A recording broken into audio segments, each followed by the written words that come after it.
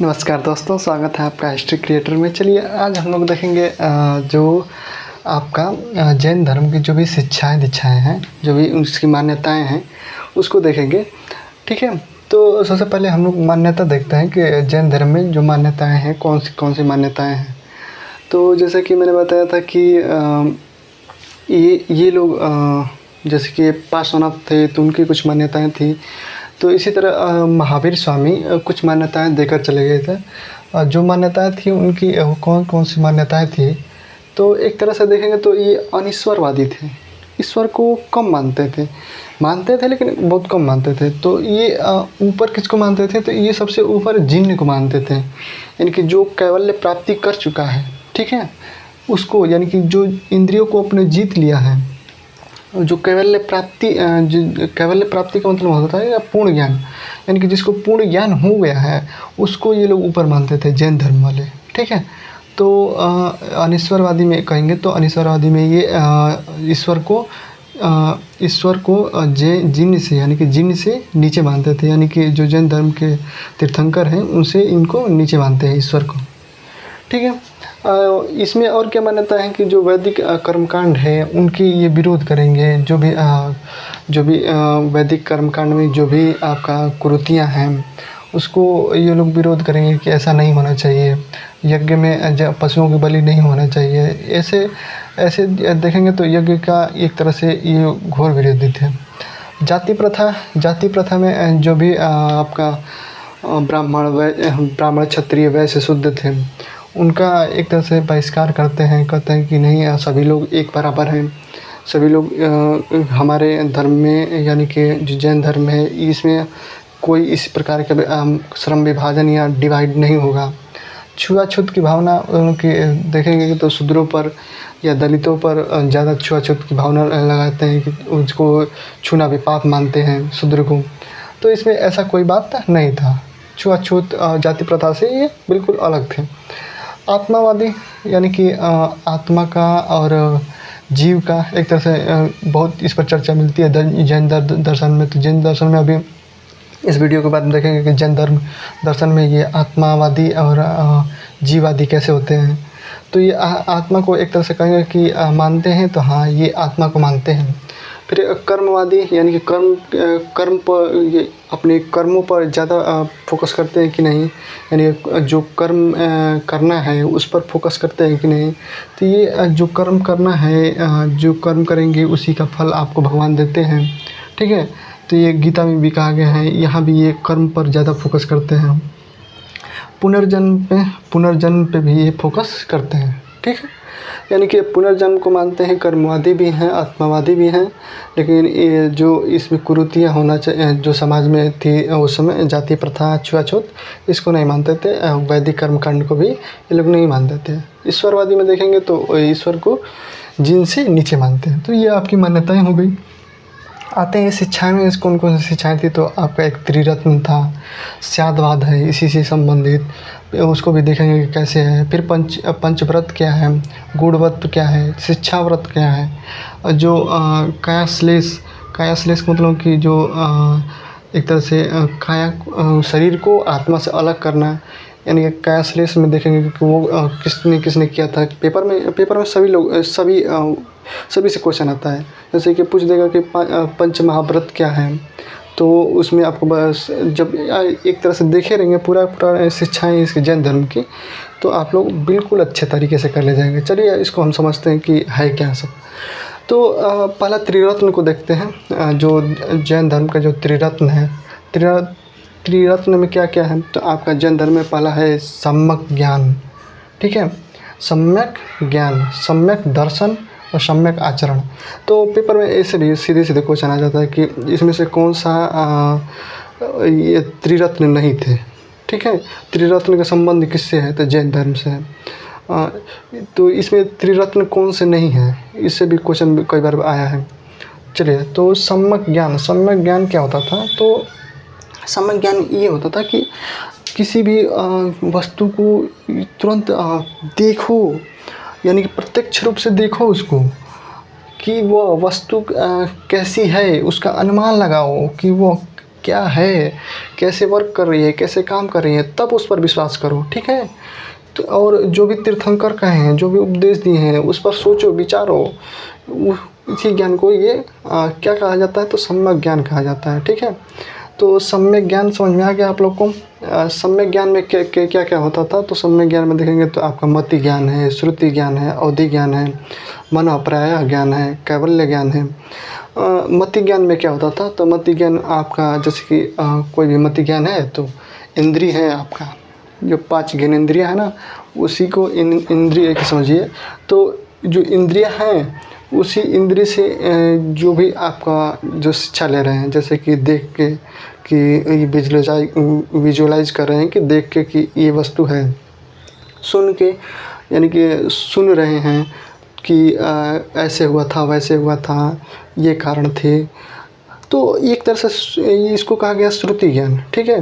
आप इंद्रियों को से जो ज्ञान ले रहे हैं उसे मति ज्ञान कहा गया है। जो सुन कर ज्ञान लेंगे उसे श्रुति ज्ञान कहा गया है। जो दिव्य ज्ञान है उसे अवधि ज्ञान कहा गया है।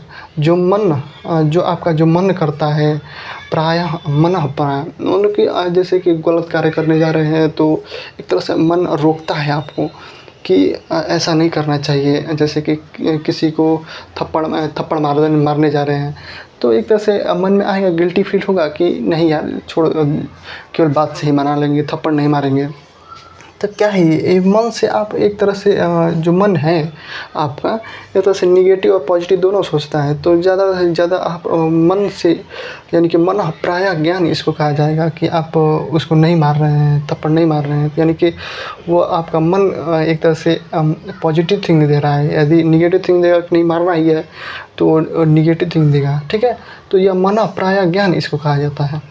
कैवल्य ज्ञान का मतलब कि पूर्ण ज्ञान, और ये केवल 24 तीर्थंकरों को ही बताया गया है कि इनको कैवल्य ज्ञान प्राप्त था। तो कैवल्य ज्ञान एक तरह से होता है तो पूर्ण ज्ञान, यानी ज्ञान से पूरा जितना भी ज्ञान है उससे परिपूर्ण व्यक्ति को क्या कहा जाता था, कैवल्य ज्ञान कहा जाता है। तो त्रिरत्न में आपको समझ में आ गया हो। त्रिरत्न में देख लीजिए, जो सम्यक ज्ञान है, फिर सम्यक दर्शन है। सम्यक दर्शन को जो उपदेश हैं, किसके उपदेश हैं, तो जो भी तीर्थंकर लोग उपदेश दिए हैं, जो 24 तीर्थंकर हैं, मेनली इस रूप से आप देखेंगे तो पार्श्वनाथ हैं और महावीर स्वामी हैं। यही 2 तीर्थंकर हैं। इनका उपदेश जो है उसी को कहा जाता है सम्यक दर्शन। जो सुख है, दुख है, सभी चरणों में, सुख में, दुख में, फिर जो भी आप कर्जदार हैं या धनवान हैं, तो सारी स्थितियों में आप एक ही तरह से आचरण कर रहे हैं, समान आचरण कर रहे हैं, व्यवहार में कोई चेंज नहीं ला रहे हैं। यानी देखिए व्यवहार में चेंज हो जाता है। जब पैसा आ जाता है तो लोग एक तरह से घमंड टाइप में दिखाने लगते हैं। तो इसमें क्या है कि व्यवहार में चेंज हो रहा है। तो वही कहा गया कि सम्यक व्यवहार होना चाहिए, सम्यक आचरण होना चाहिए, किसी प्रकार का आचरण में बदलाव नहीं होना चाहिए, ठीक है। तो इस तरह से आप त्रिरत्न को देख सकते हैं कि सम्यक ज्ञान, सम्यक दर्शन, सम्यक आचरण। इसमें सम्यक ज्ञान में मति ज्ञान, श्रुति ज्ञान, अवधि ज्ञान, मन अप्राय ज्ञान, कैवल्य ज्ञान, इसे सम्यक ज्ञान में आ जाते हैं, ठीक है। तो त्रिरत्न आपको समझ में आ गया। चलिए आप अगला समझते हैं स्याद्वाद क्या होता है। तो पेपर में सीधे ऐसे वर्ड आता है कि स्याद्वाद संबंधित है। किससे संबंधित है, तो जैन धर्म से संबंधित है। सप्तभंगी न्याय संबंधित है, सापेक्षवाद संबंधित है। क्या है ये स्याद्वाद क्या होता है, तो स्याद्वाद एक तरह से ये होता है ना कि आप जैसे कि डाइवर्जेंट थिंकिंग कीजिए। जैसे आप लोग CDP में पढ़े होंगे ना कि CDP में एक डाइवर्जेंट थिंकिंग को बढ़ावा देना चाहिए। विद्यार्थियों में जो भी है उसकी जितनी भी पक्ष में सोच सकता है, उसके पॉजिटिव, निगेटिव, एक तरह से एक ही फोकस से निकलता हुआ कई पक्ष, कई पहलू, यानी विचारों की बहुलता देना चाहिए। स्याद्वाद में सीमित बुद्धि नहीं होना चाहिए, ठीक है। यानी कि एक ही केवल पहलू नहीं सुनना चाहिए, सारे पहलू सुनो इसके। जैसे कि जो न्यायाधीश होता है, न्यायाधीश आपका पॉजिटिव भी देखता है, निगेटिव भी पॉइंट देखता है, यानी कि कई पक्षों में देखता है कि ये क्या कह रहा है, वो क्या कह रहा है, क्या झूठ है, क्या सही है। जैसे में एक उदाहरण ले सकते हैं कि हाथी है। एक हाथी ले लीजिए, हाथी, ठीक है। हाथी का एग्जांपल इसमें बुक में दिया गया था कि हाथी का इस तरह है कि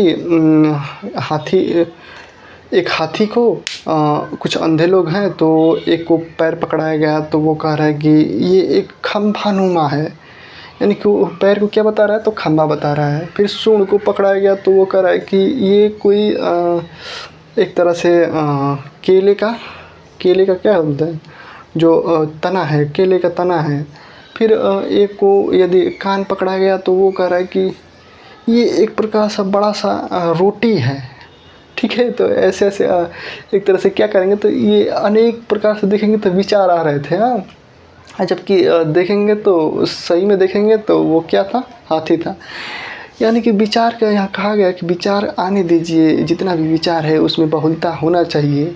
ठीक है, और ये क्या कहा गया है कि जो कैवल्य होते हैं ना, तो उन्हीं को केवल पूरा पूर्ण विचार आ सकता है। मतलब कि जो उसका जो पॉजिटिव है, निगेटिव है, वही केवल कैवल्य ही उस चारों तरफ से देख सकता है। ठीक है, चलिए, तो स्यादवाद आपको हल्का फुल्का समझ में आ गया होगा कि स्यादवाद क्या है। तो विचार की बहुलता है कि आपका जो क्या गलत करना है, क्या सही है, वो केवल एक तरह से कहेंगे कि तीर्थंकर या कैवल्य है उनको ही प्राप्त है। लेकिन इस तरह भी आप समझ सकते हैं कि क्या गलत होता है, क्या सही होता है, मन प्रयास है। चलिए, ये कैवल्य समझ में आ गया। कैवल्य क्या होता था, तो कैवल्य पूर्ण ज्ञान है, यानी कि जिसको पूर्ण ज्ञान रहेगा वही तमाम तरह से विचारों से ये सोच सकता है। पंचव्रत, आगे नेक्स्ट आते हैं पंचव्रत। पंचव्रत में क्या था, तो आपका चतुर्थ व्रत था आपका पार्श्वनाथ में। तो उसमें ये दिए थे पार्श्वनाथ: सत्य, अहिंसा, अस्तेय, अपरिग्रह। यह ब्रह्मचर्य आपका यही स्वामी महावीर स्वामी ने इसको जोड़ा था, पाँचवां व्रत को। ठीक है, पाँचवां व्रत को किसने जोड़ा था, तो महावीर स्वामी ने। ये चारों आपको कौन जोड़े थे, तो ये चारों आपका पार्श्वनाथ ने दिया था। इसी को कहा गया है पंच महाव्रत। सत्य क्या है, तो सत्य आपको हर परिस्थिति में सत्य बोलना है, जो जैसा हुआ है उसी को बताना है। ठीक है, सत्य परमो धर्म। ठीक है, सत्य वचन परमो धर्म। अहिंसा पर ये ज़्यादा लोग बल देते हैं कि किसी भी जीव की हत्या वगैरह नहीं करना है। छोटे भी जीव हो या बड़े जीव हो, सबको एक समान रखना, एक समान उनका आत्मा होती है, एक समान से कष्ट होता है, पीड़ा होती है। तो छोटे जीवों पर या बड़े जीवों पर किसी का भी हत्या नहीं होना चाहिए, यानी अहिंसा पर ज़्यादा योग बल देते हैं। अस्तेय क्या होता है, तो अस्तेय ये कहा जाता है कि किसी की दूसरे की वस्तु है तो बिना पूछे, बिना इजाज़त के दूसरे की वस्तु नहीं लेना चाहिए, यानी कि चोरी नहीं करना चाहिए। अपरिग्रह क्या होता है, तो अपरिग्रह कोई भी सामान आवश्यकता से ज़्यादा है तो उसे आप ग्रहण न कीजिए।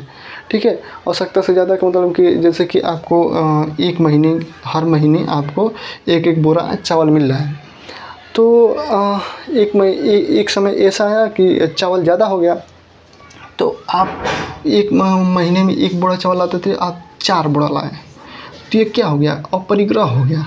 ठीक है, ये क्या हो गया, तो परिग्रह हो गया। तो यहाँ पे कहा जाता है कि अपरिग्रह करना है, और कि आवश्यकता से ज़्यादा वस्तुओं को इकट्ठा नहीं करना है। फिर ब्रह्मचर्य आप लोग जानते ही हैं। ब्रह्मचर्य का मतलब कि जो भी कार्य करना है, जो भी कार्य करना है उसको दृढ़ संकल्प से करना है कि नहीं, इसको करना ही करना है। ठीक है, चलिए, तो ये पंच महाव्रत हो गया आपका। ये जो गुण व्रत है, गुण व्रत, ठीक है, 3 गुण व्रत भी दिया गया है, जैसे कि कौन सा कार्य। ठीक है, आप जैसे कि मनन चिंतन करेंगे बैठ के, इसमें कहा गया है कि भिक्षा व्रत में कि मनन चिंतन कम से कम 3 बार करना चाहिए। तो मनन चिंतन में ये कहा गया है कि कौन सा कार्य करना चाहिए वो आपको पहले डिसाइड करना चाहिए। ठीक है, तो 3 गुण व्रत में कौन सा कार्य करना चाहिए वो पहले आपसे डिसाइड कीजिए। फिर योग्य अनुकरणीय, यानी कि फिर सोचिए कि यह क्या करने योग्य है। जैसे कि कौन सा कार्य करना चाहिए, तो सोच रहे हैं कि बैंक लूट लेंगे, यानी कि तो योग्य करनी है, मतलब कि बैंक लूटने योग्य है क्या, ये नैतिकता है। बिल्कुल नहीं। यानी कि चोरी चोरी, हत्या जैसे मतलब कि जो अनैतिक रूप से है, उस कार्य को नहीं करना चाहिए। तो योग्य करनी होना चाहिए। फिर जीवन भोग सीमित होना चाहिए। जो भी जीवन में है, यदि आपके पास जीवन में ज़्यादा पैसा आ रहा है, ज़्यादा रुपए धन दौलत आ रहा है, तो आप एक तरह से कह सकते हैं कि उसे गरीबों में दान दे दीजिए, या जिसको नहीं खाने के लिए नहीं है उसको दान दीजिए। यानी कि सीमित जो भी भोग है आप उसको कीजिए। ये नहीं कि आप फॉर्च्यूनर ले रहे हैं तो थार ले रहे हैं, तो हवाई जेट ले रहे हैं, पैसा हो गया है तो वही इसमें कहा गया है कि जीवन में सीमित भोग करना है। ठीक है? जितना मतलब कि आवश्यकता है शरीर को उतना ही केवल कीजिए। ज़्यादा से ज़्यादा भोग विलास पर नहीं जाना है। ये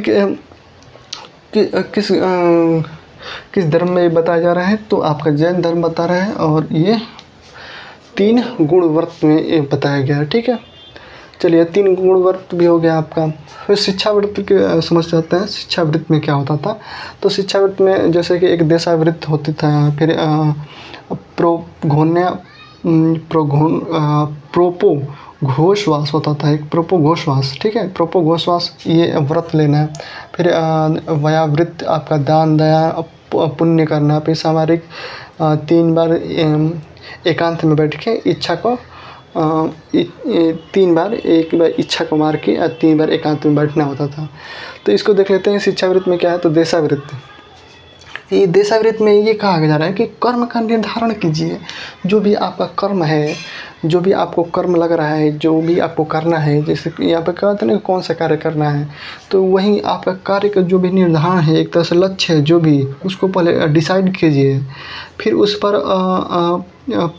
घोषवास कीजिए, यानी कि व्रत लीजिए, संकल्प लीजिए कि उसको करना ही करना है। फिर वयावृत्ति यानी कि दया, दान, ये पुण्य, ये सब कार्य मतलब जो अच्छे कार्य हैं उसको करते हुए, आगे बढ़ते हुए उस कार्य को करना है।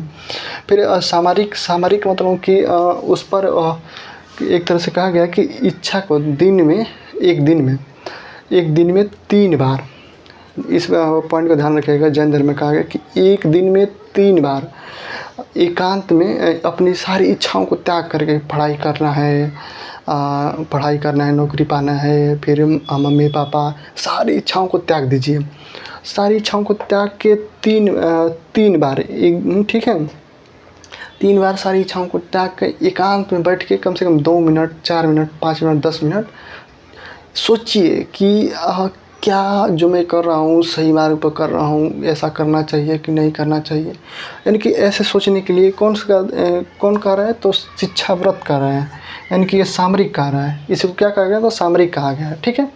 तो सामरिक शब्द भी आपको ये शिक्षावृत्ति का समझ में आ गया।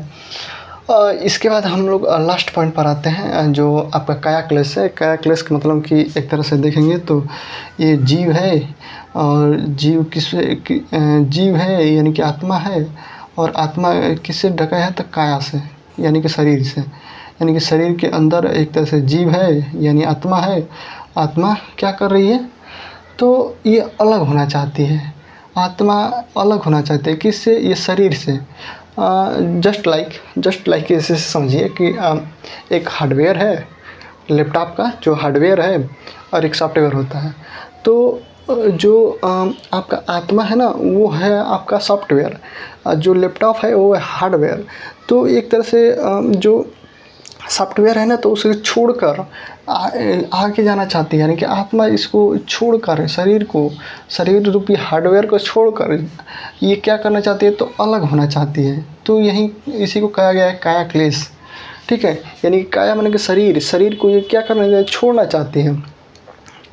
तो इसमें 2 विधि बताया गया है। 2 ही विधि से आपका पेपर में पूछा गया है कि संलेखना विधि क्या होता था। तो संलेखना विधि आपका जैसे कि जो भूख प्यास है ना, उसको जैसे भूख लगने पर आप खाना वाना नहीं, अन्न पानी सब छोड़ देंगे एक तरह से, और एकांत जगह में जाके बैठे हुए हैं, समाधि लिए हुए हैं, और उसे भूख लग रहा है तो उसी तरह छोड़ दिए हैं। यानी कि एक तरह से समाधि में पहुंच गए हैं। और एक दिन ऐसा आएगा कि बिना खाए पिए आप क्या हो गए? तो मृत्यु को प्राप्त हो गए। तो उसी को कहा जाता है संलेखना विधि। संलेखना विधि इसमें क्या होता था, तो ये भिक्षुक बनना इसके यानी कि भिक्षुक यानी कि जैन धर्म का जो भिक्षुक होता था यानी कि संघ में रहना अनिवार्य होता था। फिर इसमें एक पेपर में ये पूछा जाता है ज़्यादा कि चंद्रगुप्त मौर्य ने कहाँ संलेखना विधि से अपने प्राण त्यागे थे, तो चंद्रगिरी पर्वत पर। और कौन इनके फॉलोअर थे, तो ये भद्रबाहु। ठीक है, ये भद्रबाहु कौन थे, तो भद्रबाहु आपके जैसे बताएंगे कि द्वितीय संगीत की हुआ था, तो उसमें एक थे भद्रबाहु, एक थे आपका स्थूलभद्र। ठीक है, ये भद्रबाहु क्या होता है कि दक्षिण में जाते हैं, दक्षिण में जाके एक तरह से अकाल आया होता है चंद्रगुप्त मौर्य के शासनकाल में 10 वर्षों से, बहुत ज़्यादा दिन से वह अकाल आया था। तो वहीं दक्षिण में जाते हैं और यही चंद्रगिरी पर्वत पर अपना संलेखना विधि से यानी कि भूख प्यास यानी कि भूख लगने में खाना वाना नहीं खाते थे, तो समाधि में लिप्त हो गए। और ये चंद्रगुप्त यहाँ मौर्य के यहाँ पे संलेखना विधि से अपने प्राण त्यागे थे। इसी तरह देखेंगे तो एक इंद्रथर्ड था, इंद्रथर्ड ही था। ठीक है, इंद्रथर्ड जो राष्ट्रकूट वंश का था एक शासक, उसने भी चंद्रगुप्त मौर्य की तरह ही अपने प्राण त्यागे थे। फिर आपका ये संथारा विधि एक लास्ट पॉइंट है। तो संथारा विधि में क्या होता था कि जैसे कि घर में एक अंधेरा कमरा रहता था, तो ये अंधेरे कमरे में अपने आप को बंद कर लेते थे। बाहर से मान लें कोई ताला बंद करके चला गया, अंधेरे कमरे में ना लाइट है, ना कुछ है, ना खाना है, ना पीना है, कुछ भी नहीं। आप भूख से तड़प के एक तरह से भूख लग रही है तो खाना नहीं मिल रहा है, ये तड़प रहे हैं, प्यास से तड़पे एक तरह से उसी तरह प्राण त्याग देते थे। तो इस समय देखेंगे ना, तो ये संथारा विधि को लेकर सुप्रीम कोर्ट में गाइडलाइन भी चलता है, संलेखना विधि को भी लेकर एक तरह से जैन धर्म को लेकर विवाद चलता रहता है। ठीक है, तो ये था आपका जैन धर्म की जो भी मान्यताएं शिक्षाएं थी। ठीक है, अब अगले वीडियो में हम लोग इसी को आगे बढ़ाते हुए इसी का जो दर्शन है उसको थोड़ा सा देख लेंगे एक वीडियो में, और उसके बाद इसका पतन और इसकी 2 संगतियाँ होता है उसको भी देख लेंगे। ठीक है, तो मिलते हैं अगले वीडियो में। धन्यवाद।